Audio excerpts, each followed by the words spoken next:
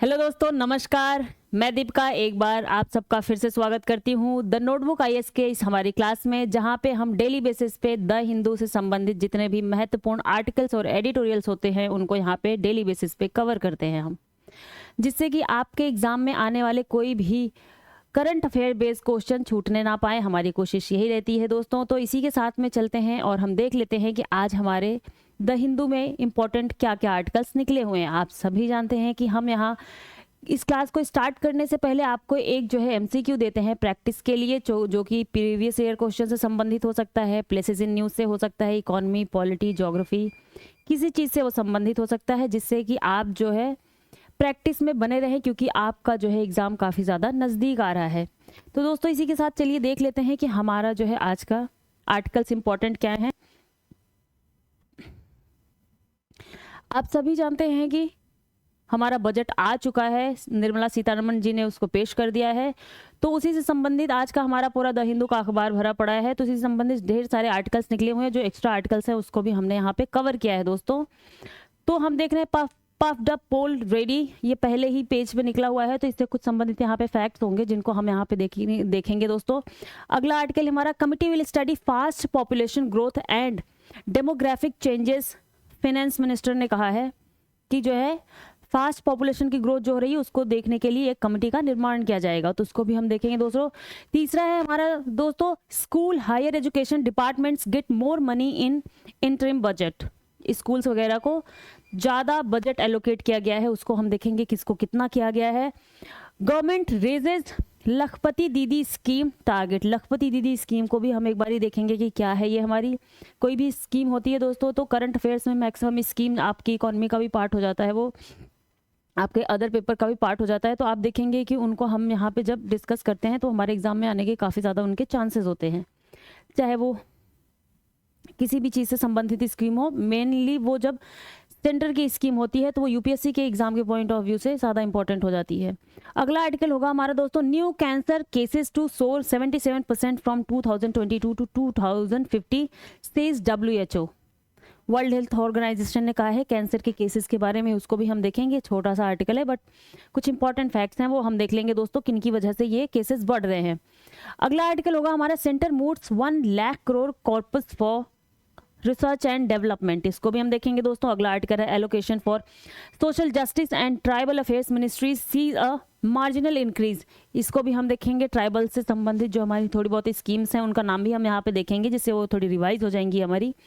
अगला होगा आर्टिकल हमारा, Karnataka plans digital detox initiative accuse with game developers NIMHANS. ठीक है दोस्तों।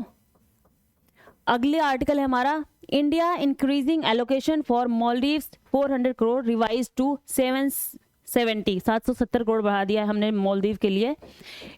अगला होगा, Biden administration notifies US Congress of 31 MQ-9B unmanned air vehicle. UAE बोलते हैं इसको। इनके बारे में हम थोड़ा देखेंगे कि हमें अमेरिका से मिल रहा है दोस्तों, और उसके साथ में कुछ और भी चीज़ें इंक्लूडेड है उसमें, वो भी देखेंगे आर्टिकल में। Change in Jharkhand. झारखंड के में जो है सत्ता परिवर्तन हो रहा है, वहाँ के जो मुख्यमंत्री थे सोरेन को ईडी ने पकड़ लिया, तो इसी संबंधित हम आर्टिकल में ईडी के बारे में थोड़ा जानने की कोशिश करेंगे। और इसी के साथ में हम जो है हमारा जो सीबीआई है उसको भी थोड़ा सा देखने का प्रयास करेंगे कि क्या होता है, जिससे कि काफ़ी लंबे समय से ईडी जो है न्यूज़ में बना हुआ है, तो वो हमारे लिए इंपॉर्टेंट है यहाँ पे दोस्तों। चलिए इसी के साथ में हम देख लेते हैं हमारा जो है आज का क्वेश्चन क्या है। हम थोड़ा जल्दी जल्दी इसको देखें, क्योंकि आज की थोड़ी ज़्यादा आर्टिकल्स और न्यूज़ है बजट की वजह से। हालांकि हम एक अलग से बजट का आपको जो है वीडियो प्रोवाइड करवा देंगे, जो मेन चीज़ें हैं बजट में आई हुई। और यहाँ पे पहले हम क्वेश्चंस को देख लेते हैं, और इससे संबंधित हमारा एक आर्टिकल भी होगा दोस्तों, तो आपको वहाँ से इस क्वेश्चन को सॉल्व करने की कोशिश करनी है। ईडी एनफोर्समेंट डायरेक्टरेट, ये एनफोर्समेंट है दोस्तों, सॉरी,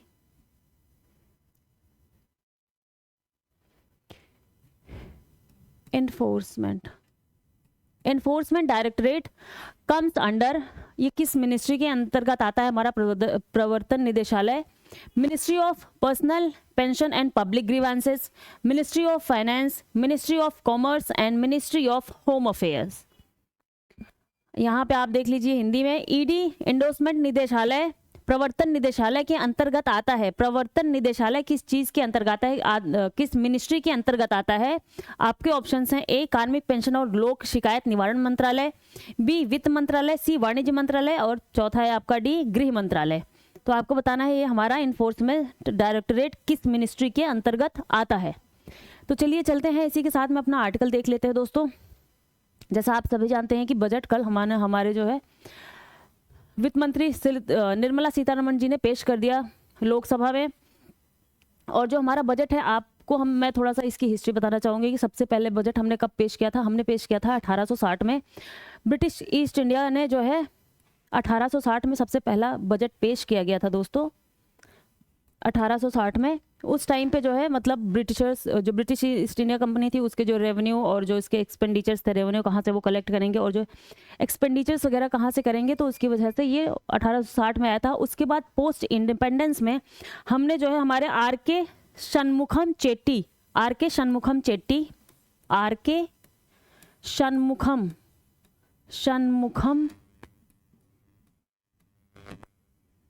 चेट्टी इन्होंने हमारा पहला बजट पेश किया था 1947 में। 26 नवंबर 1947 को पहला बजट पेश किया था। 26 नवंबर 1947 को किया था दोस्तों। ठीक है दोस्तों, ये जो है पहला बजट हमारा जो है इंडिया का पोस्ट इंडिपेंडेंट, जब हम आज़ाद हो गए थे उसके बाद हमारा ये पहला बजट पेश किया गया था। और 1999 के पहले हम जो है दोस्तों हमारा जो बजट है वो उसकी टाइमिंग क्या हुआ करती थी, हम 5 बजे पेश किया करते थे।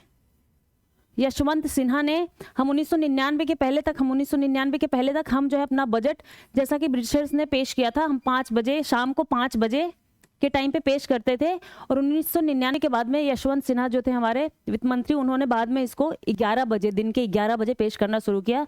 11 AM पे शुरू कर दिया, जो कि हमारे यहाँ का जो है टाइमिंग है, जो ऑफिशियल टाइमिंग होती है काम करने की गवर्नमेंट की, उसके हिसाब से उन्होंने 11 बजे ये कर दिया था 1999 के बाद में। तो ये कुछ फैक्ट्स है दोस्तों जो मैंने आपको यहाँ पे बता दिया। और 2017 में जो हमारा रेलवे बजट है उसको मर्ज कर दिया गया। हमारा जो जनरल बजट होता है, पहले रेलवे बजट अलग आता था और हमारा जो जनरल बजट होता था वो अलग आता था, लेकिन 2017 में हमने रेलवे बजट को और हमारे जनरल बजट को एक में ही करके हम देना शुरू कर दिया हमने। ठीक है दोस्तों, 2017 से। तो चलिए इसी के साथ में देख लेते हैं। और इसके पहले भी हम क्या करते थे, जैसे कि 2017 से ही हमने ये भी चीज़ चेंज करी कि हम फरवरी के लास्ट डेट में, फरवरी महीने का जो लास्ट दिन होता था उस दिन पे हम बजट पेश करते थे। लेकिन 2017 से हमने इस चीज़ को भी चेंज करके हम अब फरवरी के पहले दिन जो है बजट पेश करते हैं, मतलब 1 फरवरी को हम बजट पेश करते हैं, जैसे कि आप जानते हैं कि कल बजट पेश हो गया है। ठीक दोस्तों, तो यहाँ पे इंपॉर्टेंट फैक्ट्स है वो मैं आपको बताना चाहूँगी कि जैसे कुछ हमारी जो निर्मला सीतारमण जी हैं उन्होंने बताया है कि she स्कॉचेस worries about fiscal consolidation by setting a lower than expected 5.1% of GDP target for 2024-25 from 5.8% estimated this year। ठीक है दोस्तों, इन्होंने जो है हमारा जो फिस्कल कंसोलिडेशन है उसको जो है lower than expected 5.1 of GDP target for 2024-25 from 5.8 estimated this year. जो हमारा 5.8 का फिस्कल कंसोलिडेशन का हमारा GDP का रेशियो था उसको इन्होंने कम करके अभी 5.1 में कर दिया है, जिससे हमारी थोड़ी सी चिंताएं थोड़ी सी कम हो सके। ठीक दोस्तों, तो इसी के साथ में जब हमारा बजट पेश किया गया है ये एज अ अमृतकाल के दौरान में पेश किया गया है। अमृतकाल क्या, हम 1947 तक 2047 तक दोस्तों हम इस यहाँ पे जो है हम 2047 तक यहाँ पे दोस्तों हम सोच रहे हैं कि हम एक जो है विकसित देश हो जाएंगे, डेवलप्ड कंट्री हो जाएंगे। तो इसी को हम अमृतकाल कह रहे हैं, उसी को देखते हुए हम यहाँ पे डेवलपमेंट के काम कर रहे हैं। तो हमारी गवर्नमेंट ने इसको पेश किया है यहाँ पे, ये इंक्लूसिविटी को दिखाता है। इंक्लूसिविटी का मतलब ये है कि हमारा जो बजट वो हर तबके के लोगों को लेकर के चलता है, हर किसी को जो है मुख्य धारा में लाने का प्रयास करेगा। हमारा बजट जो हमारी सोसाइटी के विभिन्न अंग है, चाहे वो एकदम से निचले पायदान के हों, सबको लेकर के जो है मुख्य धारा में आने का प्रयास करेगा। और इसी के साथ में ही जो हमारे सॉरी दोस्तों, जो हमारे including a scheme to enable the deserving urban middle class to buy और बिल्ड देयर ओन होम्स। इन्होंने जो डिजर्विंग अर्बन क्लास है, जो शहरों में रहने वाले लोग हैं, जो डिजर्व करते हैं, डिजर्विंग अर्बन क्लास, उनके लिए इन्होंने, मिडिल क्लास के जो लोग हैं उनके लिए जो घर हैं उनको खरीदने और बनाने का यहाँ पे कुछ स्कीम इन्होंने जारी करी है। और इसी के साथ में ही 2 crore more rural houses to be built in next 5 years. और इन्होंने कहा है कि अगले 5 वर्षों में हम 2 करोड़ और ज़्यादा जो गांव के क्षेत्र में घर हैं, लोगों को आवास हैं, उसको हम प्रोवाइड करवाएंगे, 2 करोड़ एक्स्ट्रा प्रोवाइड करवाएंगे। And 300 units of free power, 300 unit की पर मंथ की जो है मुफ्त बिजली प्रोवाइड करवाई जाएगी इस बजट के अनुसार। Month for 1 crore house hold, 1 crore की जो है 1 करोड़ घरों में जो है 300 यूनिट की बिजली फ्री प्रोवाइड करवाई जाएगी। ये कुछ जो है स्कीम यहाँ पे बता रखी है, कुछ योजनाएं इन्होंने कि ये चीज़ें की जाएंगी। क्योंकि बात ये कही जा रही है दोस्तों कि जो अपोजिशन होता है, आप जानते हैं कि अपोजिशन कहता ही है कि ये अभी जैसे हमारा इलेक्शन आने वाला है, इस मई में इलेक्शन होगा, तो जो ये बजट है ये अंतरिम बजट है। कौन सा बजट है? इंटरिम बजट, अंतरिम बजट। अंतरिम बजट क्या होता है? जब हमारा इलेक्शन का टाइम होता है तो उस टाइम पे जो बजट पेश किया जाता है उसको हम अंतरिम बजट कहते हैं। ये जो है एक सुनियोजित बजट नहीं होता, ये कुछ टाइम के लिए बजट पेश किया जाता है। तो ये अभी तक का सबसे छोटा बजट स्पीच जो है इन्होंने दिया। और लगातार जो है इन्होंने 6ठी बारी बजट पेश किया है। ये निर्मला सीतारमण जी ने 6ठी बारी लगातार ये बजट पेश किया है। तो चलिए इसी के साथ में कुछ और आर्टिकल्स निकले हुए हैं, जल्दी जल्दी हम उन चीज़ों को देख लेते हैं, जिससे कि थोड़ा सा एक बारी हम नज़र दौड़ा लें। उसके बाद हम इस बजट पे एक अलग से आपके लिए प्रॉपर वीडियो ला देंगे, जिससे आपकी चीज़ें जो है तैयार हो जाएंगी बजट को लेकर के दोस्तों। तो चलिए देख लेते हैं। और इन्होंने कहा है कि हम इस बजट के माध्यम से जो हमारा ईस्टर्न का क्षेत्र है, पूर्वी पार्ट है, उसमें जैसे बिहार, झारखंड, वेस्ट बंगाल, ओडिशा और छत्तीसगढ़, इन सब पे जो है इनकी ग्रोथ पे, इनको एज अ हम ग्रोथ इंजन के रूप में डेवलप करना चाहते हैं। जो हमारा पूर्वी एरिया होगा, बिहार वगैरह में अभी भी डेवलपमेंट काफ़ी कम है, तो इन सब पे, बंगाल में, बिहार में, तो इनको जो है एज अ ग्रोथ इंजन के रूप में डेवलप करने की बात कही जा रही है। आप इसको कुछ भी कह सकते हैं दोस्तों, ऑल बाउंड है, क्या है, यहाँ से हमें मतलब नहीं। हमारे एग्जाम के पॉइंट ऑफ व्यू से जो चीज़ें इंपॉर्टेंट हैं वो उसको यहाँ पे देखेंगे। अगला इसी बजट से रिलेटेड आर्टिकल है, वो क्या है? Committee will study fast population growth and demographic changes. Fast population growth से जो है कुछ कुछ जो परेशानियां हो रही हैं उनको देखने के लिए इन्होंने ये घोषणा की है कि हम एक जो है कमिटी बनाएंगे, जो तेजी से हमारी जनसंख्या बढ़ रही है उसके लिए जो है कि इसको हम कहाँ पे लगा सकते हैं, इनमें चेंजेस क्या क्या आ रहे हैं, और उनको जो है स्टडी करना, और उसके लिए अलग से एक तरीके का जो है फॉर्मेट बनाना उसका काम होगा, जिससे कि हम उसका डेमोग्राफिक डिविडेंड ज़्यादा से ज़्यादा हमारा अच्छा हो सके। ठीक है दोस्तों। तो जैसे इसमें कहा गया है कि the finance minister said the committee would be mandated to make recommendations to comprehensively address these challenges in relation to the goal of विकसित भारत, डेवलप्ड इंडिया। हम विकसित भारत का गोल लेकर के चल रहे हैं कि हम जल्दी से जल्दी 2047 तक हम अपने देश को जो है एक विकसित देश बना लें। तो इसके चलते हुए हमें अपने पॉपुलेशन को भी कंट्रोल में रखना पड़ेगा। पॉपुलेशन एक बहुत मेजर रोल प्ले करता है हमारे डेवलपमेंट में। तो उसको देखते हुए इन्होंने कहा है कि हम एक जो है कमेटी का फॉर्मेशन करेंगे। हालांकि हमारे पास लास्ट जो आंकड़ा है सेंसस का वो अभी 2011 का ही है। उसके बाद से कुछ कोविड वगैरह की वजह से हमारा सेंसस हो नहीं पाया अभी तक सही से। तो उसको देखते हुए ये भी कहा जा रहा है कि अभी हमारे पास बहुत प्रॉपर डेटा उपलब्ध नहीं है इस चीज़ को डिफाइन करने के लिए कि जो हमारा ये पॉपुलेशन की ग्रोथ है वो किस लेवल से बढ़ रही है। लेकिन एक यहाँ पे जो है रिपोर्ट है वो क्या है, अभी हाल में एक रिपोर्ट और आई है, उसने क्या होता है सैंपल रजिस्ट्रेशन सिस्टम SRS, ये लेटेस्ट जो है latest sample registration system SRS report आई है। उसके according for 2020 set that the total fertility rate, जो हमारा टोटल फर्टिलिटी रेट है, जो प्रजनन दर है टोटल, वो क्या है, वो कम होकर के वो कम हुआ है 2.1 2019 से कम होकर के 2% पे आ गया है दोस्तों। 2.1 से कम होकर के ये 2 पे आ गया है। 2019 में ये 2.1 था और अभी ये जो है 2 पे आ गया है। तो ये लेटेस्ट रिपोर्ट है हमारी किस चीज़ की, हालांकि ये सेंसस से रिलेटेड नहीं है, ये अलग रिपोर्ट है। लेटेस्ट रिपोर्ट किसकी, sample registration system SRS report for 2020। ठीक है, इन्होंने फर्टिलिटी रेट पे हमारे जो है ये कुछ आंकड़े दिए हैं, तो उसको हमने यहाँ पे आपको बता दिए। तो इसके आगे भी चल लेते हैं, हम जल्दी जल्दी देख लेते हैं। कई आर्टिकल्स हैं हमारे डेमोग्राफी बजट से रिलेटेड। यहाँ पे एक जो है ये डेटा निकला हुआ है, पूरा डेटा चार्ट निकला हुआ है। इसमें बताया गया है कि कौन कौन से सेक्टर्स को कितना कितना जो है एलोकेशन हुआ है और किस में कितनी कमी की गई है। तो सबसे ज़्यादा यहाँ पे बताया जा रहा है कि जो हमारा इंडिया का, हमने कहीं बाहर से बहुत ज़्यादा बोरो कर रखा है, अपने यहाँ से भी बैंक से बोरो कर रखा है हमारी गवर्नमेंट ने, तो उसकी वजह से हमें जो इंटरेस्ट पे करना पड़ता है, हमने जो लोन ले रखा है उसका जो इंटरेस्ट पे करना पड़ता है, हमारे बजट में सबसे ज़्यादा परसेंटेज उसी इंटरेस्ट का ही हो जाता है। तो यहाँ पे ये बताया जा रहा है कि 11,90,440 करोड़, 11,90,440 करोड़ जो है ये क्या है, हमें इंटरेस्ट पे करना है जो हमने लोन ले रखा है सिर्फ और सिर्फ उसका। और ये पिछली बार से 1.48% ज़्यादा है। पिछले बजट से इस बजट का 1.48% ज़्यादा है। As usual interest payment concerned a lion's share of the total budget this year too. In absolute figure 11,90,440 crore were allocated for interest payments. और इसको बताया जा रहा है कि पहले जो पिछले बजट में था वो क्या था, 23.5% था टोटल बजट का सिर्फ और सिर्फ इंटरेस्ट पे करना, और वो अभी बढ़ा करके कितना कर दिया गया है, 24.98% हो गया है। ठीक है दोस्तों, हमारा जो फिजिकल ईयर 25 है इसमें जो है ये 24.98% कर दिया गया है। काफ़ी ज़्यादा ह्यूज अमाउंट है दोस्तों। ठीक है, और इसके ही साथ में यहाँ पे जिसमें सबसे ज़्यादा कमी की गई है, जिस सेक्टर के बजट के एलोकेशन में सबसे ज़्यादा गिरावट दर्ज की गई है, कमी की गई है गवर्नमेंट की तरफ से, वो क्या कौन से हैं, वो है फर्टिलाइज़र का।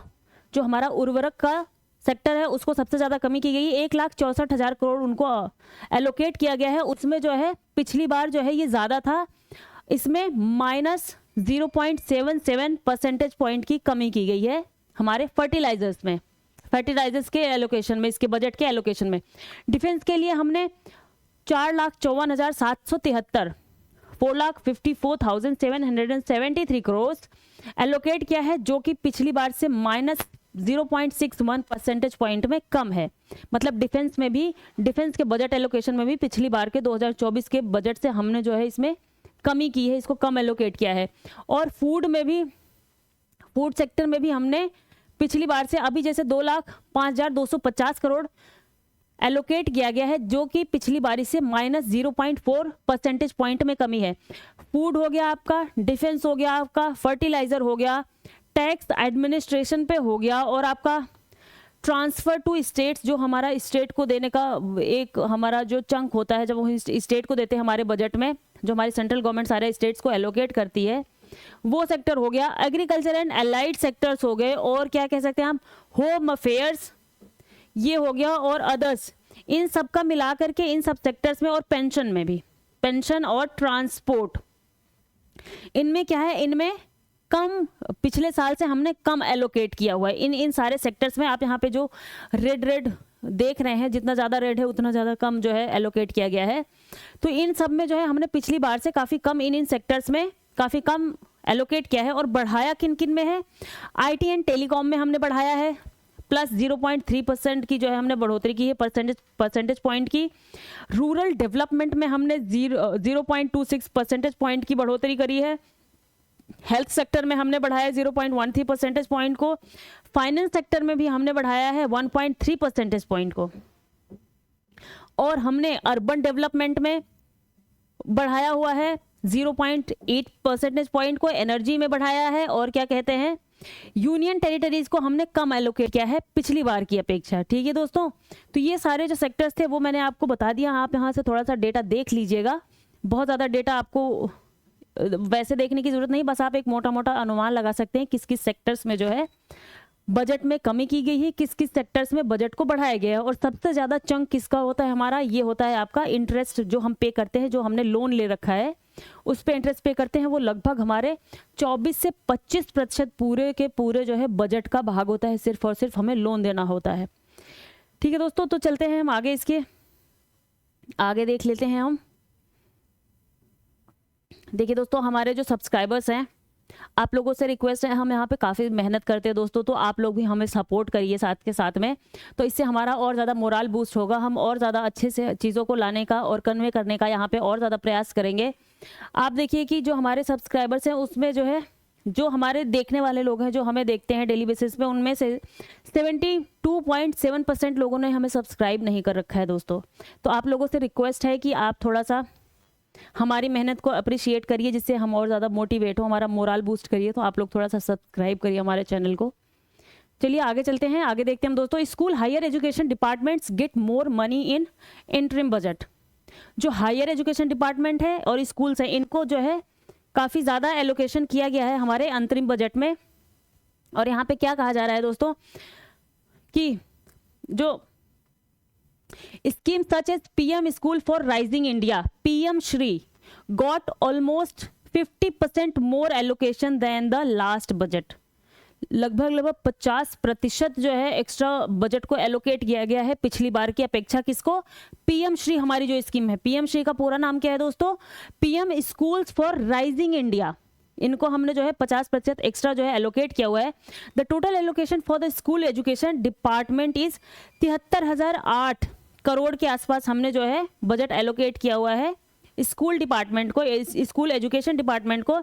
और लास्ट बजट में हमारा जो है 68,000 के आसपास था। ठीक है दोस्तों, और इसके आगे हम देख लेते हैं कि the amount was in the revised estimate of last physical, the amount was 72। ये एक हमारा रिवाइज्ड भी एस्टिमेट होता है और एक हमारा रियल एस्टिमेट होता है। ठीक है दोस्तों, तो जो है ये 72,473 करोड़ था।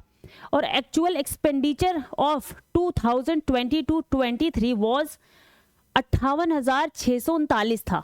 हमने कितना एस्टिमेट कितना किया था? हमने सोचा था कि इतना होगा 72,473 का, और हमारा एक्चुअल एक्सपेंडिचर हुआ था 58,639 का। ये जो है बच्चों के एजुकेशन को लेकर, एजुकेशन को देखते हुए ये स्कीम बहुत ज़्यादा इंपॉर्टेंट है, पीएम श्री स्कीम, और इसका एलोकेशन भी बहुत ज़्यादा इंपॉर्टेंट है, क्योंकि देखते हैं बच्चों का अगर इतने ज़्यादा एलोकेशन किया जा रहा है हायर एजुकेशन को, तो उसमें जो है एनरोलमेंट की दर भी बढ़नी चाहिए। हालांकि बढ़ी है, आपने जो है असर की रिपोर्ट वगैरह भी देखी होगी, और हायर एजुकेशन पे हमारी जो रिपोर्ट आती है उसको भी आपने देखा होगा, हमने यहाँ पे डिस्कस भी किया था। तो उसके हिसाब से हमारे हायर एजुकेशन में एडमिशन्स तो बढ़े हैं, लेकिन उसमें जो है काफ़ी ज़्यादा मेल और फीमेल के अकॉर्डिंग काफ़ी ज़्यादा उसमें चेंजेस हमें देखने को मिले थे। तो यहाँ पे देखते हैं हम, ये क्या कहा जा रहा है कि प्रधानमंत्री पोषण शक्ति निर्माण, प्रधानमंत्री पोषण शक्ति निर्माण, पीएम पोषण, इसको पहले हम as a mid day meal के नाम से जानते हैं, अब हम इसको क्या कहते हैं? पीएम पोषण, प्रधानमंत्री पोषण शक्ति निर्माण scheme received an outlay of 12,467 crore का हमने जो है मिड डे मील के लिए पीएम पोषण स्कीम के तहत हमने जो है एलोकेट किया अपने बजट में। For PM Shri the allocation is 6,050 crore. For higher, ये जो है जो हमारा जो स्कूल्स लेवल पे एलोकेशन है उसमें जो है ये सब डिविजन्स हैं, तो यहाँ पे इतना हमने किसको मिड डे मील के लिए इतना किया हुआ है, और जो है पीएम श्री के लिए हमने इतना किया, और हायर एजुकेशन के लिए हमने किया। For higher education department the total allocation is 47,619 619 जो है हमने करोड़ कितने किए हैं हायर एजुकेशन के लिए इन द लास्ट बजट। ये 44,000 करोड़ के आसपास था। लगभग 3,500 करोड़ की जो है हमने बढ़ोतरी करी है अपने हायर एजुकेशन के एक्सपेंडिचर के लिए in the last year. In the revised estimates it rose to 57,244 crore, and in 2022-23 the actual expenditure was 38,558। हम जो है अपने, जब हमारा बजट आता है दोस्तों, तो हम उसमें जो है 3 साल को लेकर के चलते हैं, उसके एक एस्टिमेट देखते हैं, और अगला हमारा जो आने वाला है हम उसका एस्टिमेट लेते हैं, और जो एक्चुअल में हमने बजट खर्च किया था उसका क्या हुआ, और जो हमारा प्रेजेंट में चल रहा है हम उसको देखते हैं। तो उस चीज़ों को यहाँ पे दिया गया है। तो हम आगे चलते हैं, आगे देख लेते हैं जो मोटा मोटा मैं आपको अभी के लिए वो सारी चीज़ें बजट की बता दे रही हूँ, नहीं तो बहुत ज़्यादा लंबा टाइम खिंच जाएगा हमारा। गवर्नमेंट रेजेस लखपति दीदी स्कीम टारगेट। जो लखपति दीदी स्कीम चला रही है हमारी गवर्नमेंट, उसके टारगेट को बढ़ोतरी करी है। 2 करोड़ से बढ़ा करके उन्होंने 3 करोड़ कर दिया है। कितने लोगों को वो ट्रेन करेंगे? ये स्कीम क्या है? It aims to train women self help groups. जो सेल्फ हेल्प ग्रुप्स होती हैं, SHGs होती हैं, to earn sustainable income of at least 1 lakh per annum by setting up micro enterprises within their village. जो सेल्फ हेल्प ग्रुप्स होती हैं, उनके अंदर जो औरतें होती हैं, उनको ट्रेन करने का लखपति दीदी में काम किया जा रहा है, जिससे कि वो 1 साल में जो माइक्रो उद्यम है उनको लगा करके सालाना 1 लाख की इनकम को वो जनरेट कर सके। पहले ये 2 करोड़ लोगों को कहा जा रहा था, अब 3 करोड़ जो है यहाँ पे कहा जा रहा है कि उनको किया जाएगा train. 83 lakh self-help groups with 9 crore women are transforming rural socio-economic landscape with empowerment and self-reliance। कहा जा रहा है कि 83 लाख सेल्फ हेल्प ग्रुप्स हैं हमारे, जिन्होंने 9 करोड़ औरतों को सहायता प्रदान करी है। कितने हैं दोस्तों? 83 लाख जो है सेल्फ हेल्प ग्रुप्स हैं इस टाइम पे हमारे यहाँ पे, जिन्होंने 9 करोड़ वुमेन्स को सहायता प्रोवाइड करवाई है। तो मैंने आपको यहाँ पे ये बता दिया है कि ये क्या है, लखपति दीदी स्कीम क्या है। उसके आगे हम देख लेते हैं कि एक और चीज़ें आंगनवाड़ी के लिए भी हमारी गवर्नमेंट ने कुछ एलोकेट किया गया है। वो क्या है? सक्षम आंगनवाड़ी एंड पोषण 2.0। ये क्या है? ये हमारी एक स्कीम है, सक्षम Anganwadi and Poshan 2.0 scheme for improved nutrition delivery early childhood. जो बच्चे अर्ली चाइल्डहुड केयर होता है, जब गर्भवती होती महिलाएं, उनके लिए भी जो है कुछ प्रोवाइड करवाती है हमारी गवर्नमेंट, जिससे जो बच्चा हो बाद में स्वस्थ हो, उसमें जो है कोई कमी ना आए, उसकी हेल्थ में जो है हेल्थ का सुधार हो उसको, तो उसके लिए स्कीम चलाती है। और बाद में बच्चा पैदा होने के बाद भी कुछ वो जो है सहायता प्रदान करती है। तो यहाँ पे यही स्कीम है, सक्षम Anganwadi and Poshan 2.0 scheme for improved nutrition delivery early childhood care and development. Accordingly the Saksham Anganwadi and Poshan 2.0 programme saw the highest allocation of funds. इन्होंने हाईएस्ट फंड का एलोकेशन देखा है, वो कितना है? 21,200 करोड़ का। फॉलोड बाय मिशन शक्ति। उसके बाद जो है मिशन शक्ति का नंबर आता है, जिन्होंने सबसे ज्यादा एलोकेशन प्राप्त किया है, वो है 3,145 करोड़ का। ठीक है दोस्तों, तो ये कुछ चीजें हैं जो मैंने आपको यहाँ बता दी है। चलते हैं अब इसके आगे। हमने यहाँ पे कुछ जो स्कीम्स है, वो सक्षम आंगनवाड़ी एंड पोषण स्कीम ये किस चीज़ से संबंधित है, लखपति दीदी का क्या एम है, वो हमने यहाँ पे देख लिया है। तो चलते हैं हम अपने अगले आर्टिकल की तरफ। दूसरा एक जो है नई स्कीम की घोषणा की जा रही है कि एक नई स्कीम आएगी, जिससे हम new scheme for bio manufacturing bio foundry on the cards. हम एक न्यू स्कीम लाने की कोशिश कर रहे हैं, जिससे कि हम जो हमारे प्लास्टिक्स वगैरह हैं उनको हम एनवायरमेंट फ्रेंडली बना सके। जैसे कि इको प्लास्टिक बनाना। आइए एक बार यहाँ पे देख लेते हैं। In her interim budget speech finance minister Nirmala Sitharaman spoke of a new scheme of bio manufacturing and bio foundry to provide environment friendly alternatives such as biodegradable polymers, bioplastics, biopharmaceuticals and bioagri inputs। जो हम खेतों में प्रयोग करते हैं agricultural क्षेत्र में, वहाँ पे जो है ऐसी चीज़ें हों जो हमारे इन्वायरमेंट फ्रेंडली हो। जो हम प्लास्टिक वगैरह यूज़ करते हैं वो भी थोड़ी ऐसी बनाई जाए जो बायोडिग्रेडेबल हो, जल्दी से जो है उनको वो जो है डिग्रेड हो जाए और हमारे इन्वायरमेंट को कम नुकसान पहुंचाए। तो इसके लिए हमने जो एक न्यू स्कीम की बात कही जा रही है इस बजट में। The scheme will provide environment friendly alternative such as bioplastics. ठीक है दोस्तों, और इसके लिए क्या किया? The announcement is part of a bid to have the bio economy contribute $300 billion to the Indian economy by 2030। इसको हम देखते हुए ये बात कह रहे हैं कि $300 बिलियन की हमारी इकोनॉमी हो जाएगी। किसकी? आपकी बायो इकोनॉमी हो जाएगी 2030 तक की। ठीक है दोस्तों, representing a jump of about 18 lakh crore in value from current levels and 1 trillion by 2047। हमारा टारगेट है कि 1 ट्रिलियन 2047 तक का ये टारगेट है। ठीक है दोस्तों, तो यहाँ पे मैंने ये स्कीम के बारे में आपको बता दिया है। बाकी आगे हम चलते हैं, आगे देख लेते हैं और क्या चीज़ें हैं। ये बायो मैन्युफैक्चरिंग बायो फंड्री, तो ये किस चीज़ के लिए है ये हम याद रखेंगे। तो ऐसे ऑप्शंस वगैरह में आ सकते हैं क्वेश्चन कि ये किस चीज़ के लिए है। तो जैसे हम जो है इन्वायरमेंट फ्रेंडली ऑल्टरनेटिव्स के बारे में ये बात करता है जो बायोडिग्रेडेबल होते हैं। ठीक है, चलिए आगे देख लेते हैं। Centre moves ₹1 lakh crore corpus for R&D। इन्होंने जो है रिसर्च एंड डेवलपमेंट के लिए 1 लाख करोड़ का जो है बजट एलोकेट किया हुआ है, जिससे कि हमारे यहाँ पे स्टार्टअप्स को इनकरेज किया जा सके। और इन्होंने लगभग बहुत कम इंटरेस्ट रेट पे या ना के बराबर हमारे इंटरेस्ट रेट पे जो हमारे उद्यमी हैं, जो स्टार्टअप करने वाले लोग हैं, सनराइजिंग जो फार्म्स हैं, उनके लिए बजट को एलोकेट किया हुआ है। तो आइए थोड़ा सा इसके बारे में देख लेते हैं। To encourage the private sector to invest in research and development in sunrise sectors. जो प्राइवेट सेक्टर्स है उनको भी जो है प्रमोट करने की कोशिश की जा रही है इसके थ्रू, कि जिससे वो जो सनराइज सेक्टर्स है उनमें रिसर्च एंड डेवलपमेंट का काम करे। जो सनराइज सेक्टर्स होते हैं दोस्तों, वो जो नई फर्म्स बनती है, नए क्षेत्र में जो है रिसर्च एंड डेवलपमेंट का काम करती है, नए क्षेत्र में कुछ जो है अच्छा काम करते हैं। लाइक वो खास करके ये इलेक्ट्रॉनिक वगैरह का जो क्षेत्र होता है, उन क्षेत्रों को हम ज़्यादा करके सनराइज सेक्टर्स में रखते हैं। It was not clear if this corpus was targeted at a specific ministry or intended as a more broad based encouragement to research. ये थोड़ा सा अलग व्यू है, ये इस न्यूज़पेपर का ही व्यू है कि अभी जो है सही से क्लियर नहीं है कि ये मिनिस्ट्री को टारगेट करके दिया जा रहा है या कोई अलग तरीके से इसको टारगेट किया गया है। लेकिन यहाँ पे जो ये बताया गया है, ये जो है ये यूथ को, जो टेक सेवी यूथ हैं, उनको भी प्रमोट करने के लिए, अगर वो कोई स्टार्टअप करना चाहते हैं आज के टाइम पे और वो जो है उनके पास फंड नहीं है, तो हम उनको जो है इंटरेस्ट रेट, बहुत कम इंटरेस्ट रेट पे या ज़ीरो इंटरेस्ट रेट पे उनको जो है हम लोन प्रोवाइड करवाएं, जिससे कि रिसर्च एंड डेवलपमेंट का अच्छा काम हो सके और साइंस एंड टेक में हम थोड़ा और आगे जा सके। ठीक है दोस्तों, चलिए चलते हैं आगे, हम देखते हैं अगला हमारा क्या है आर्टिकल। ये है दोस्तों ट्राइबल से संबंधित, ये है, इसमें बजट के बारे में कहा जा रहा है। Allocation for social justice and tribal affairs ministries sees a marginal increase.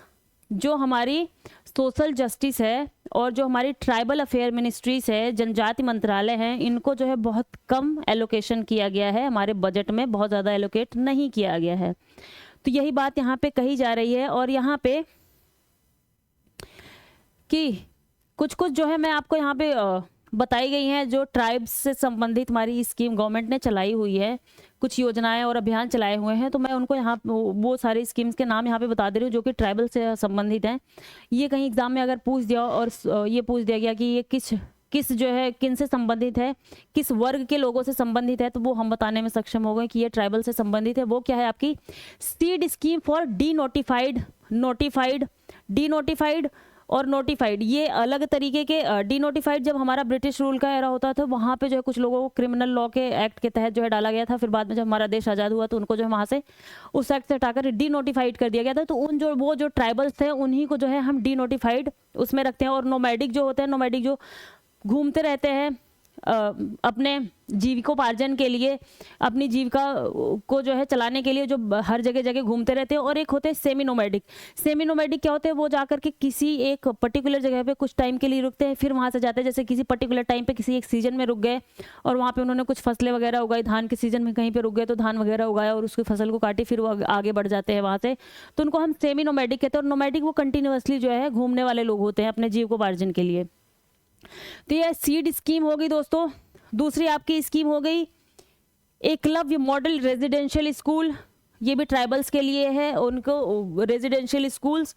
और जो है अगली होगी दोस्तों पीएम आदि आदर्श ग्राम योजना। ट्राइबल्स के लिए जो है उनके घर और आवास, साफ सफाई, इन सबसे संबंधित जो है ये की स्कीम चलाई हमारी गवर्नमेंट ने, पीएम आदि आदर्श ग्राम योजना। ये भी ट्राइबल्स से संबंधित है। दूसरा है एकलव्य मॉडल रेजिडेंशियल स्कूल, ये भी ट्राइबल से संबंधित है। और ये है आपका सीड, ये भी ट्राइबल से संबंधित है। दूसरा है आपका एक नमस्ते स्कीम, ये भी आपका जो है ट्राइबल से संबंधित ये सारी स्कीम्स है दोस्तों।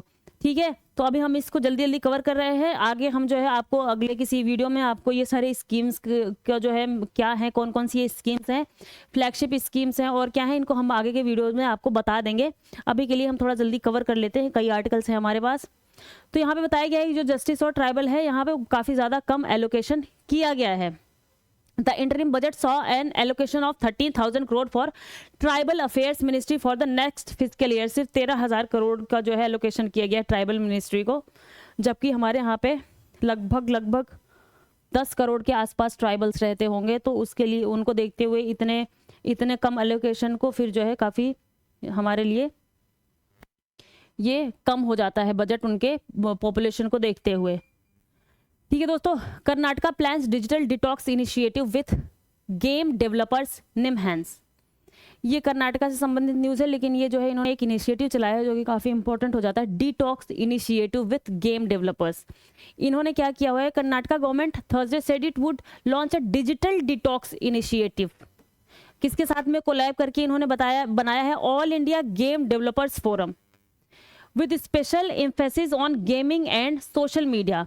गेम और सोशल मीडिया पे इन सब पे जो है फोकस करने के लिए इन्होंने ये जो है डिटॉक्स इनिशिएटिव चलाया हुआ है कर्नाटका गवर्नमेंट ने, जिससे लोगों को थोड़ा सा काउंसलिंग वगैरह उनकी की जाए। और जो गेम डेवलप करने के जो अलग अलग वो हैं, आपने देखा होगा बीच में कुछ ऐसे गेम्स आए थे जिनके बच्चे इतने एडिक्ट हो गए थे कि वो सुसाइड तक कर ले रहे थे उन गेम्स के चक्कर में। तो इन सबको देखते हुए, और आज के टाइम पे भी आप पबजी वगैरह भी आप देखेंगे इतने ज़्यादा एडिक्ट हो जाते हैं बच्चे इन सारे गेम्स के कि वो हर चीज़ों को भूल जाते हैं।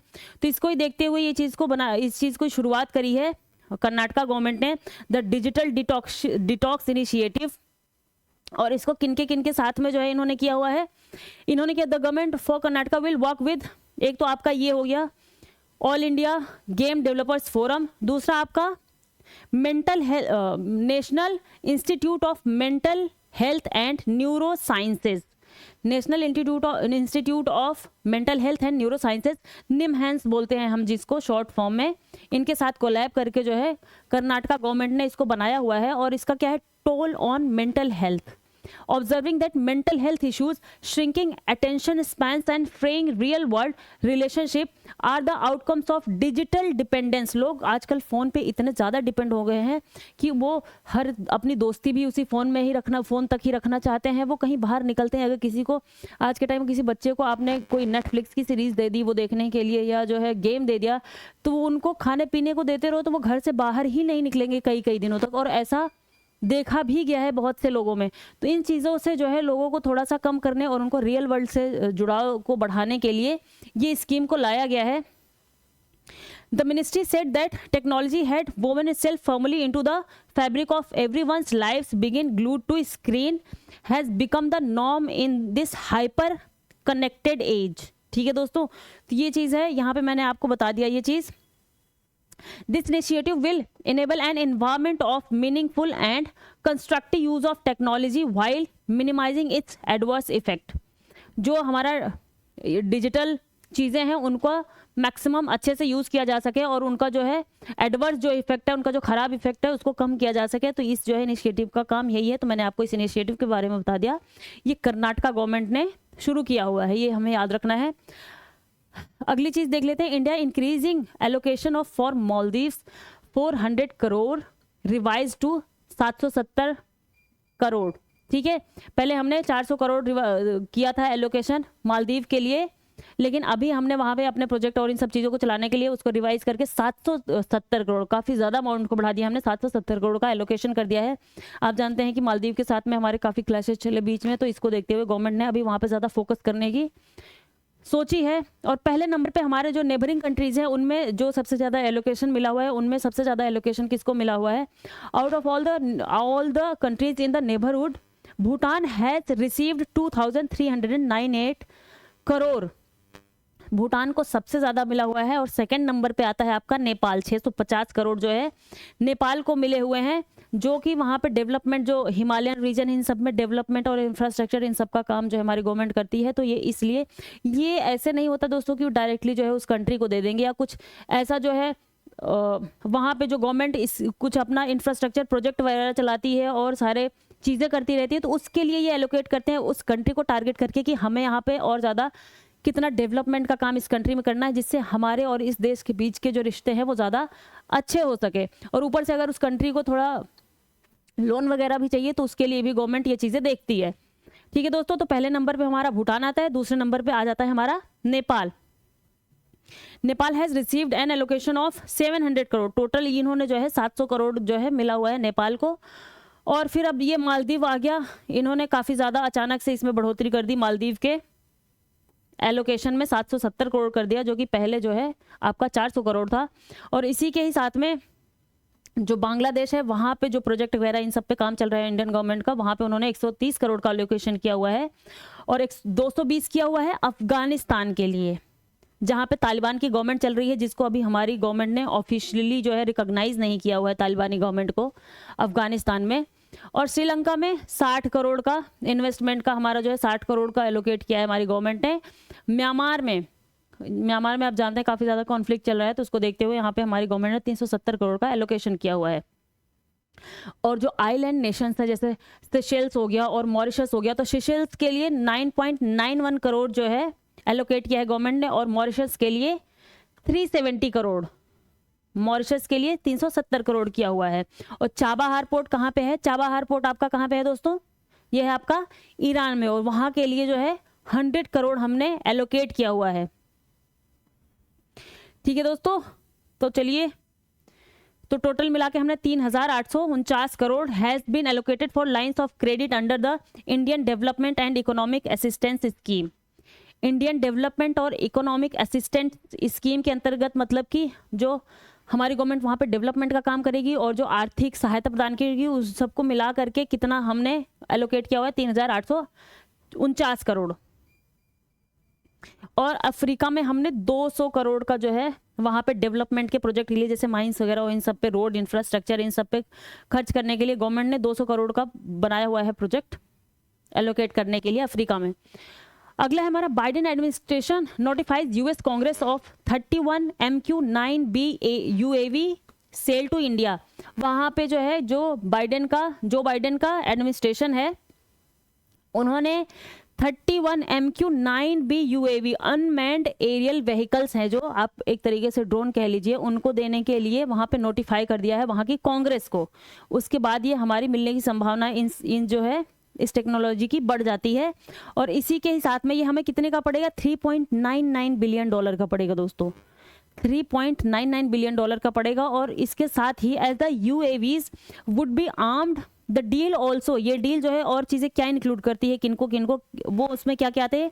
170 AGM 11-114R, 170 AGM 114R Hellfire missiles, 16 M36 E9 Hellfire captive air training missiles, 310 GBU 39B/B laser small. अगला है आपका diameter bombs GBU 39BB laser small diameter bombs, SDB small diameter bombs इसको बोलते हैं, इसका शॉर्ट फॉर्म क्या है? SDB small diameter bomb. And 08 GBU 39BB LSDB guided test vehicles with live fuzes among others. ये इसके साथ साथ में जो है हमें ये चीज़ें देने की भी बात कही जा रही है, अमेरिका से हमें ये मिलेंगी। बात क्या है दोस्तों, इन चीज़ों से जो है हम अपने, इसको आप IR के पेपर में यूज़ कर सकते हैं, या आपके पास ये जो है किसी ऑप्शंस में आ सकते हैं, तो इनमें हम देख सकते हैं।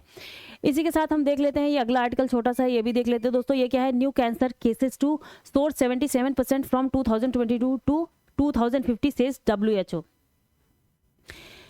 2022 से 2050 के बीच में जो कैंसर के केसेस हैं वो 70% जो है बढ़ने की पूरी संभावना है, वो बढ़ जाएंगी। हमारे वर्ल्ड हेल्थ ऑर्गेनाइजेशन ने कहा हुआ है new cancer cases will rise to more than 35 million in 2050।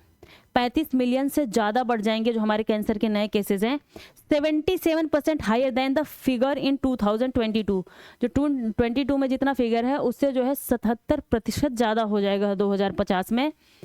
The WHO's international agency for research on cancer IARC यहाँ पे आप देख सकते हैं दोस्तों, ये IARC किसकी जो है एजेंसी है? WHO की IARC, international agency for research on cancer, international agency for research on cancer IARC, ये जो है WHO की एजेंसी है। ठीक है दोस्तों। साइटेड टोबैको, इन्होंने बताया कि कैंसर के इतने बढ़ने के क्या क्या कारण हैं, कौन कौन से कारण इसमें सबसे ज़्यादा प्रमुख है। सबसे ज़्यादा प्रमुख कारणों में क्या क्या है दोस्तों? उसमें क्या है? टोबैको, तंबाकू जो लोग खाते हैं, अल्कोहल, दारू वगैरह, ओबेसिटी मोटापा वगैरह हो गया, air pollution. Tobacco, alcohol, obesity, air pollution as key factor in the estimated rise. ये 4 जो है की फैक्टर्स माने गए हैं कैंसर के बढ़ने में। कौन कौन से? टोबैको, अल्कोहल, ओबेसिटी और पोल्यूशन, एयर पोल्यूशन जो है उसकी वजह से। आप जानते होंगे कि डायबिटीज़ के बाद कैंसर दूसरा सबसे ज़्यादा डेडलीस्ट पूरे वर्ल्ड में है। डायबिटीज़ और कैंसर को मिला ले तो आप समझ लीजिए लगभग हर दुनिया में होने वाली हर दूसरी मौत जो है इनसे होती है। ये इतने ज़्यादा जो है डेडलीस्ट बीमारी है दोस्तों, ठीक है। ठीक है, साथ में हम देख लेते हैं अपने अगले आर्टिकल की तरफ। Change in Jharkhand. झारखंड में जो है जो वहाँ के मुख्यमंत्री थे सोरेन, उनको ईडी ने मनी लॉन्ड्रिंग के केस में कुछ ट्राइबल्स के मामलों में वहाँ पे उन्होंने कुछ धोखाधड़ी ऐसा कह करके उनको जो है गिरफ्तार कर लिया। तो इसी के साथ में यहाँ पे ये तो एक तरीके का पॉलिटिकल न्यूज़ हो गया, लेकिन इसी के साथ में हम देख लेते हैं ईडी बहुत दिनों से न्यूज़ में बना हुआ है। आप देखेंगे कि केजरीवाल को 5-5 बारी ईडी ने समन भेज दिया। साउथ के स्टेट में जो है ईडी ने जा करके इन्वेस्टिगेशन शुरू करी। यहाँ पे झारखंड में आप देख रहे हैं, बंगाल में आप देखेंगे तो जो ईडी है उसका जो एक्टिविटी है बहुत ज़्यादा इस टाइम पे बढ़ी हुई है। तो इस वजह से ईडी हमारे लिए थोड़ा एग्जाम के पॉइंट ऑफ व्यू से इंपॉर्टेंट हो जाता है। तो हम ईडी के बारे में थोड़ा सा देख लेते हैं। हमारा एनफोर्समेंट डायरेक्टरेट क्या है? प्रवर्तन निदेशालय, इसको देखते हैं। तो प्रवर्तन निदेशालय की इसकी स्थापना कब हुई थी? 1 मई 1956 को हुई थी, जब विदेशी मुद्रा विनियमन अधिनियम 1947 फेरा, फॉरेन एक्सचेंज रेगुलेशन एक्ट, फेरा, ठीक है दोस्तों। जब विदेशी मुद्रा विनियमन अधिनियम 1947 के अंतर्गत विनिमय नियंत्रण विधियों के उल्लंघन को रोकने के लिए आर्थिक कार्य विभाग के नियंत्रण में एक प्रवर्तन इकाई की गठन हुआ था। प्रवर्तन इकाई का बाद में इसका नाम चेंज करके प्रॉपर प्रवर्तन निदेशालय रख दिया गया। ईडी एक बहुअनुशासनात्मक संगठन है जो मनी लॉन्ड्रिंग, अवैध धन को वैध करने के अपराधों और विदेशी मुद्रा कानूनों के उल्लंघन की जांच करता है। ईडी किन चीज़ों की जांच करता है? ये हमारे लिए फैक्ट काफ़ी इंपॉर्टेंट है दोस्तों। ये करता है मनी लॉन्ड्रिंग के केसेस को देखता है, जो ब्लैक मनी होती है उसको व्हाइट मनी करने का जो काम करते हैं लोग, उन चीज़ों की ये जांच करता है, उसको देखते हैं। यह वित्त मंत्रालय के राजस्व विभाग के अधीन कार्य करता है। ये वित्त मंत्रालय के अंतर्गत आता है दोस्तों। मिनिस्ट्री ऑफ फाइनेंस के जो मैंने आपको क्वेश्चन पूछा हुआ है, तो ये किस में आता है? मिनिस्ट्री ऑफ फाइनेंस के अंतर्गत आता है, उसके रेवेन्यू डिपार्टमेंट में आता है।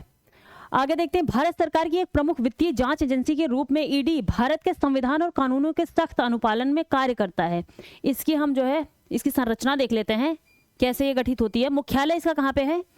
प्रवर्तन निदेशालय का मुख्यालय न्यू दिल्ली में है, जिसका नेतृत्व प्रवर्तन निदेशक करता है। प्रवर्तन के विशेष निदेशकों की अध्यक्षता में मुंबई, चेन्नई, चंडीगढ़, कोलकाता और दिल्ली में 5 क्षेत्रीय कार्यालय हैं। ईडी के 5 क्षेत्रीय कार्यालय हैं। वो कहाँ कहाँ पे हैं? मुंबई में है, चेन्नई में है, चंडीगढ़ में है, कोलकाता में है और दिल्ली में है। आप इसको जो है एरिया वाइज देख सकते हैं कि चेन्नई साउथ में हो गया और मुंबई भी साउथ से थोड़ा ऊपर हो गया, साउथ का ही मानिए। चंडीगढ़ हो गया इधर आप उससे ऊपर, फिर कोलकाता इधर आपकी ईस्ट की तरफ मान लीजिए, दिल्ली आपका बीच का मान लीजिए। तो ये 5 के 5 ईडी के कार्यालय हैं। अधिकारियों की भर्ती सीधे और अन्य जांच एजेंसियों के अधिकारियों में से की जाती है। इसमें IRS जो इंडियन रेवेन्यू सर्विसेज में लोग होते हैं उनसे, IPS इंडियन पुलिस सर्विसेज और इंडियन एडमिनिस्ट्रेटिव सर्विसेज IAS के अधिकारी शामिल होते हैं, जैसे आयकर अधिकारी, उत्पाद शुल्क अधिकारी, सीमा शुल्क अधिकारी और पुलिस। ठीक है दोस्तों। तो इसी के साथ में हम CBI के बारे में भी देख लेते हैं। इससे अगर कल को हमारे पास क्वेश्चन आता है CBI और ईडी को साथ में जो है जोड़ करके दिखाने का, तो हम ये एक जो है स्टैट्यूटरी बॉडी है हमारी। ठीक है दोस्तों, ये हमारी एक स्टैट्यूटरी बॉडी है। और जो हमारी CBI है, CBI के बारे में देख लेते हैं। CBI ना तो हमारी कॉन्स्टिट्यूशनल बॉडी है, ना तो ही हमारी ये स्टैट्यूटरी बॉडी है। ये हमें याद रखना है, ये स्टैट्यूटरी बॉडी भी नहीं है हमारी और ये हमारी कॉन्स्टिट्यूशनल बॉडी भी नहीं है। ये जो है हमारी स्टैट्यूटरी बॉडी है ईडी। ठीक है दोस्तों। केंद्रीय अन्वेषण bureau, central bureau of investigation CBI की स्थापना 1963 में हुई थी, 1963 में हुई। यह दिल्ली विशेष पुलिस प्रतिष्ठान, Delhi special police establishment DSPE अधिनियम द्वारा शासित है। ये किससे शासित होते हैं? 1963 में स्थापना हुई थी और ये DSPE अधिनियम द्वारा शासित होते हैं, दिल्ली स्पेशल पुलिस इस्टेब्लिशमेंट। इसकी स्थापना भ्रष्टाचार निवारण पर संथानम कमेटी किस चीज के लिए जानी जाती है दोस्तों? वो करप्शन निवारण के लिए जानी जाती है। ठीक है, भ्रष्टाचार निवारण पे बनी थी संथानम कमेटी। ये हमें याद रखना है। और कब बनी थी? 1962-64 में। इसी के सुझावों पर जो है सॉरी दोस्तों, इसी के सुझावों पर, संथानम कमेटी के सुझाव पर जो है सीबीआई की स्थापना की गई थी। ये इंपॉर्टेंट फैक्ट है। वर्तमान में सीबीआई भारत सरकार के कार्मिक विभाग, कार्मिक पेंशन और लोक शिकायत मंत्रालय के अधीन कार्य करता है। आपका ईडी मिनिस्ट्री ऑफ फाइनेंस के अंतर्गत कार्य करता है और आपका सीबीआई कार्य करता है कार्मिक विभाग, कार्मिक पेंशन और लोक शिकायत मंत्रालय, जो पब्लिक ग्रीवांसेस की मिनिस्ट्री है, उसके अंडर में काम करता है आपका सीबीआई।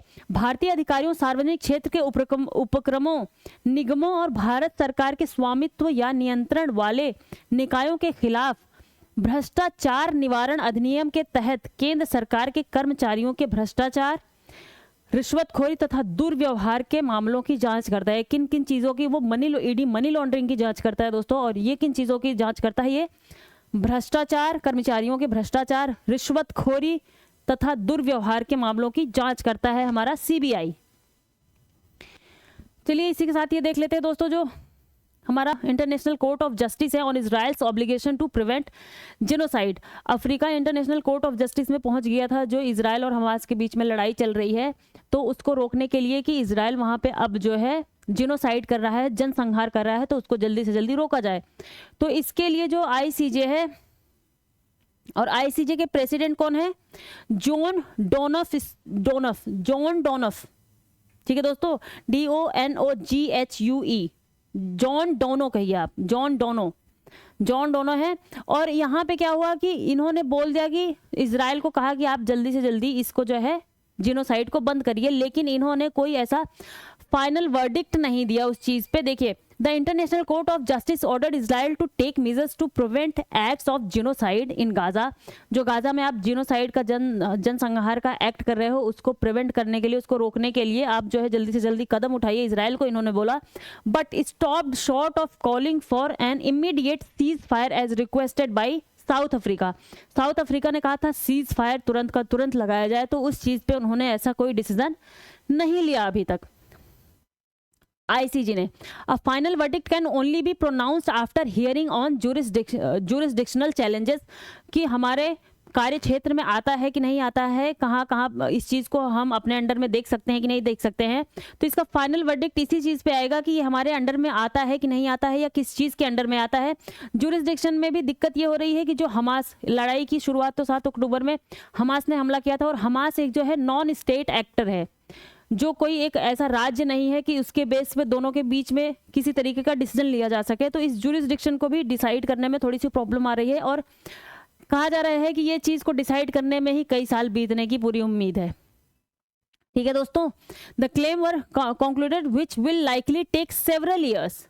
ठीक है दोस्तों, the court also ordered Israel to permit the entry of urgently needed basic services and humanitarian assistance into the Palestinian enclave. उन्होंने जो है इजराइल को बोला कि आप वहाँ पे जल्दी से जल्दी जो मानवीय सहायता के कार्य है, वहाँ पे खाने पीने और सारी चीज़ों को पहुँचाने के कार्य को जल्दी से जल्दी ओपन करिए, बाधा मत डालिए, वहाँ पे जल्दी से जल्दी उसको शुरुआत उसकी करवा दीजिए। South Africa had alleged that Israel's blockade of food water, क्योंकि इजराइल ने वहाँ पे फूड और खाने पीने की जो सप्लाई है उसको अपनी तरफ से रुकवा दिया है गाजा में। फिर पहले इंडिया की तरफ से भी पैलेस्टीन को सपोर्ट किया गया था, यहाँ से भी खाने पीने की चीज़ों को भिजवाया गया था, और भी अदर जगहों से यूएन ने भी भेजा था। तो बीच में इजराइल ने उन सारी चीज़ों को रुकवा दिया, मेडिसिन वगैरह जो भेजी जा रही थी सबको। तो साउथ अफ्रीका ने बोला है, आरोप लगाया है कि इस सब चीज़ों को इजराइल रुकवा रहा है और उसको जो है जल्दी से जल्दी चालू करवाया जाए। इससे वहाँ पे अकाल आने की पूरी संभावना हो चुकी है, और वहाँ पे अकाल आ सकता है, भूखमरी आ सकती है वहाँ पे। The UN Security Council is set to meet next week to deliberate upon the decision. अब इस डिसीजन के ऊपर जो है अगली जो सिक्योरिटी काउंसिल है यूएन की, वो डिसीजन लेगी। आप जानते हैं वहाँ पे सिक्योरिटी काउंसिल में 5 कंट्रीज हैं जिनको वीटो का अधिकार है, तो अभी वो अगली बैठक उनकी होगी, फिर इन चीज़ों पे वो डिस्कस करेंगे। तो यहाँ पे हमारे लिए जो थोड़ा सा इंपॉर्टेंट चीज़ थी वो मैंने आपको यहाँ पे बता दी, एक जो है फॉलो अप के लिए। बाकी इन चीज़ों में कुछ और चीज़ें आती हैं नहीं तो हम उनको देखेंगे। मैंने आपको ICJ international Court of justice के बारे में इसके पहले के आर्टिकल में पढ़ा रखा है, हालांकि फिर ज़रूरत लगी तो फिर मैं उसको जो है आपको रिवाइज करवा दूंगी इसके आगे। जो इंटरनेशनल कोर्ट ऑफ जस्टिस है उसके जो सजेशंस होते हैं या जो वो वर्डिक्ट देता है वो तो बाइंडिंग होता है कि हाँ उसको मानना पड़ेगा। जो इंटरनेशनल कोर्ट ऑफ जस्टिस के वर्डिक्ट होते हैं, आदेश होते हैं, लेकिन बात यह है कि उसको लागू करवाने का कोई ऐसा मैकेनिज्म नहीं है इंटरनेशनल कोर्ट ऑफ जस्टिस के पास। तो चाहे वो बाध्यकारी होते हुए भी कोई कंट्री उसे माने चाहे ना माने, जैसे यूक्रेन और रशिया का जब वॉर हो रहा था तो उस पर भी जल्दी से जल्दी आईसीजे के पास कंट्रीज गई थी और उसको रुकवाने के लिए कोशिश की थी, तो वहाँ पे भी उन्होंने बोला था, लेकिन फिर भी आराम से अभी तक जो है आप देख रहे हैं कि यूक्रेन और रशिया का वॉर चल ही रहा है। उन्होंने इंटरनेशनल कोर्ट ऑफ जस्टिस की जो बातें थी उसको एकदम से दरकिनार कर दिया। ठीक है दोस्तों, तो इसी के साथ में चलते हैं। और जैसा आप देख रहे हैं कि हमारे जो 72.7 लोग हैं, व्यूवर्स हैं, उन्होंने हमें अभी तक सब्सक्राइब नहीं किया है, तो आप लोगों से रिक्वेस्ट है कि हमें जल्दी से जल्दी सब्सक्राइब कीजिए। हम वहाँ पे मेहनत कर रहे हैं और आप लोग सब्सक्राइब करेंगे तो हमारा और ज़्यादा मोराल बूस्ट होगा दोस्तों, और हम और अच्छे से, हालांकि हम अपना पूरा प्रयास कर रहे हैं और हम यहाँ पे चीज़ों को लाने का प्रयास करेंगे। तो इसी के साथ में आज के हमने जो सारे आर्टिकल्स थे वो देख लिए हैं, जो इंपॉर्टेंट आर्टिकल्स थे उनमें से कुछ चीज़ें आप अपने माइंड में रखेंगे तो आपको एज अ एग्ज़ाम में ऑप्शंस में आएंगे तो वो काम आएंगे। तो दोस्तों हमारा फाउंडेशन बैच चल रहा है एनसीईआरटी का, जो कि क्लास 6 से लेकर के 12 तक है। ये बेसिक टू एडवांस यहाँ पे पढ़ाया जा रहा है, तो आप जो है हमारे एनसीईआरटी फाउंडेशन बैच को ज्वाइन कर सकते हैं। और यहाँ पे हमारा प्ले स्टोर पे ऐप भी है, the notebook IAS education for all करके, वहाँ पे जा करके हमारे ऐप को भी डाउनलोड कर सकते हैं। नहीं तो आप यहाँ पे इसको रोक करके ये QR स्कैन करके आप डाउनलोड करके इन सारे जो है क्लासेस को आप ज्वाइन कर सकते हैं। और RO का एग्ज़ाम बहुत नज़दीक है, तो उसी के साथ में हम यहाँ पे 60 टेस्ट आपको RO से संबंधित प्रोवाइड करवा रहे हैं, जो कि सिर्फ और सिर्फ 75 रुपये में आपको मिलेंगे। और क्वालिटी कॉम्प्रोमाइज़ बिल्कुल भी नहीं है इसमें दोस्तों। और मीडियम आपको हिंदी इंग्लिश दोनों में ही मिलेगा, ऑनलाइन और ऑफलाइन, जैसा भी आप देना चाहते हैं, जिस मोड में देना चाहते हैं आप उस मोड में इस RO के टेस्ट को आप दे सकते हैं। और अगर आप 30 टेस्ट लेंगे तो आपको सिर्फ और सिर्फ 51 रुपये में मिल जाएगा। और ये भी आपको हिंदी और इंग्लिश दोनों ही मीडियम में अवेलेबल है, ऑनलाइन ऑफलाइन दोनों ही मोड में अवेलेबल है दोस्तों।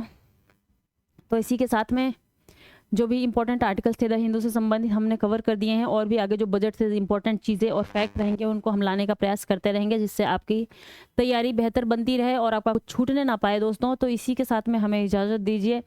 हमारे द नोटबुक IAS को लाइक शेयर और सब्सक्राइब कीजिए।